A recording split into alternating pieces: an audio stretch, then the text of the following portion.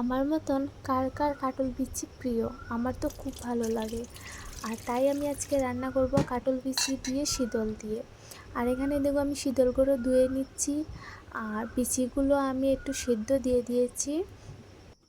কাটল বিচি এরকমই কাটা যায়, আর না ছোটো ছোটো করে কাটলে ভালো লাগে। আর তারপরে আমি এখানে নিয়ে দিয়েছি কয়েকটা রসুন। তোমরা নিতেও পারো, না নিতেও পারো, আমি নিয়েছি, আমার ভালো লাগে। আমি দেখো সব কিছু রেডি করে নিয়েছি।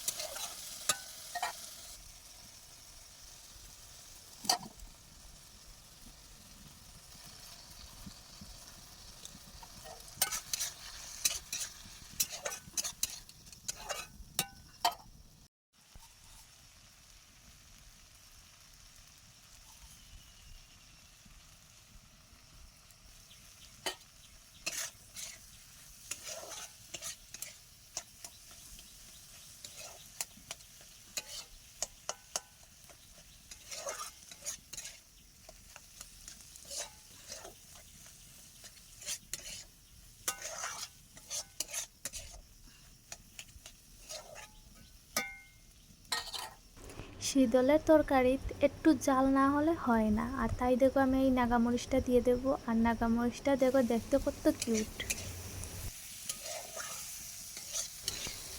আপনারা এরকমভাবে রান্না করে দেখবেন, অনেক ভালো লাগে খেতে। আর এরকম যদি শুকনাও খেতে চান তাহলে শুকনাই ভালো লাগবে, আর একটু ঝোল দিয়ে যদি একটু কষা কষা করতে চান তবে খেতে ভালো লাগবে। তবে আমি একটু ঝোল দিয়েছি, কারণ বাবা শুকনা খেতে পারেন না, একটু ঝুল ঝুল দিলে একটু মাখা মাখা হলে ভালো লাগে।